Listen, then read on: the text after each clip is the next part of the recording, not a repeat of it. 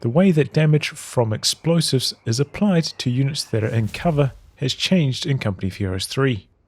When the game calculates if the heavy cover damage reduction should apply, it looks at the direction the explosion came from.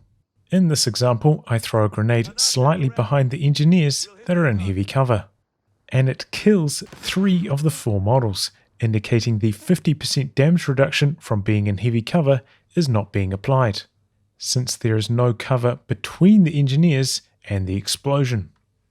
This is a major departure from the previous Company of Heroes titles, which looked at the position of the unit that launched the explosion instead. Repeating the previous demonstration in Company of Heroes 2, the damage from the grenade is reduced by 50%. This relatively minor change has major implications when it comes to gameplay. As we have just seen with grenades, now you will always want to throw the grenade slightly behind the unit that is in heavy cover, allowing it to do 100% damage, increasing your chance of getting a squad wipe. And quite often the enemy's retreat path is also going to be in that direction. So the grenade will also be better positioned if the enemy tries to retreat to dodge the grenade. Though do remember that in Company of Heroes 3, retreat does give a received damage bonus. And as the person that is on the receiving end of the grenade, you should not sit in heavy cover expecting it to reduce the damage from the grenade. You will always want to dodge in some fashion. This will often be out to one of the sides, though you may also consider vaulting over to the other side of the cover if this is possible, especially if the enemy grenade thrower is weak and there is no other damage coming your way. And of course you can retreat for the 25% received damage bonus, but for 80 health units up against the highest damage grenades, this won't be enough to save them. I wanted to double check this mechanic worked with other forms of explosives as well, so I modified the Wehrmacht mortar to be pinpoint accurate and do 60 damage everywhere in its AoE. So doing an attack round slightly behind a squad in heavy cover, it does 60 damage to every model it hits, demonstrating this explosive change does apply to all explosives, not just grenades. So if you're getting targeted by indirect fire, the heavy cover is probably only reducing the damage around 50% of the time. So similar to grenades, you will want to dodge out of this area as fast as possible, especially when the rate of fire is so high during a barrage. And as the barrageur, you may want to target slightly behind the enemy to increase your chances of getting full damage. Having a look at tanks against units that are in heavy cover, tanks tend to fire in a straight line from the end of the barrel to the enemy target. And due to the accuracy and scatter system, this usually means the tank shell ends up landing on the tank side of the heavy cover. So, since the tank shells aren't landing on the other side of the cover, this means heavy cover is still effective against tank fire. However, some vehicles fire a shell that has a bit of an arc to it, such as the Stug D, and these shells are able to fly above the heavy cover and land on the other side, doing 100% damage. And perhaps this is part of the reason why the Stug D is so powerful at the moment. So you need to become familiar with which vehicles fire which type of shell, so you know whether to dodge or stay in heavy cover. I also tried putting a tank on elevation to see if that would allow it to fire over the sandbags and do full damage.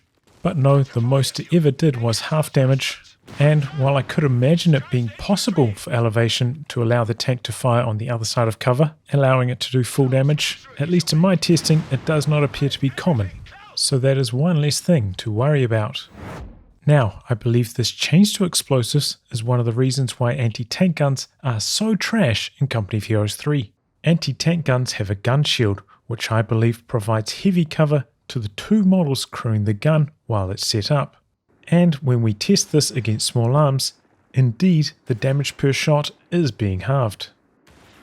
However, now if we bring in a tank which does 120 damage per shot against the 100 health crew, and we target slightly behind the crew, there is no damage reduction and the anti-tank gun gets decrewed with one hit. Considering how clumped up the crew is around the anti-tank gun, and even if you're not specifically trying to target behind the crew, around 50% of your shots are going to go there anyway, it makes it extremely easy to decrew anti-tank guns with tanks. Something in the way this is being handled needs to change to increase the viability of anti-tank guns again. They could make the cover from the gun shield omnidirectional, though this would negatively impact units that flank the anti-tank gun, or the health of the weapon crew could be increased, and also the target size of the weapon crew, so small arms damage still takes a similar amount of time to decrew an anti-tank gun, though this would mean anti-tank crews take a lot longer to heal. Or perhaps some kind of target table bonus could be introduced. Whichever way it happens, I really do think something needs to change here. I also tested handheld anti-tank weapons. The Panzerschreck scatter shots always seem to land on the front of the sandbags, so your squad is safe against this cover ignoring function. However, these handheld anti-tank weapons can still land a hit through the accuracy system. Doesn't happen often with the Panzerschreck, but the damage from it will get halved by the heavy cover. And as a side note, the Panzerschreck doing 160 damage to infantry, because it does not have a target table penalty against them like the other forms of handheld anti-tank, is not intentional. Hopefully it will be addressed in the next balance patch, and it's probably part of the reason why Jägerschreck spam is so powerful at the moment. Anti-tank rifles do land a lot more often, but their damage also gets halved against a unit that is in heavy cover. So overall, this is a pretty big nerf to heavy cover against most forms of explosives, and especially against grenades. So I would like to hear from you guys. Do you like this change, or would you prefer it to be handled the same way it was in Company of Heroes 2? Let me know in the comments below, and I'll try put up a YouTube poll as well. If you enjoy these videos and want to see me continue producing them, I hope you consider coming on board as a Patreon backer.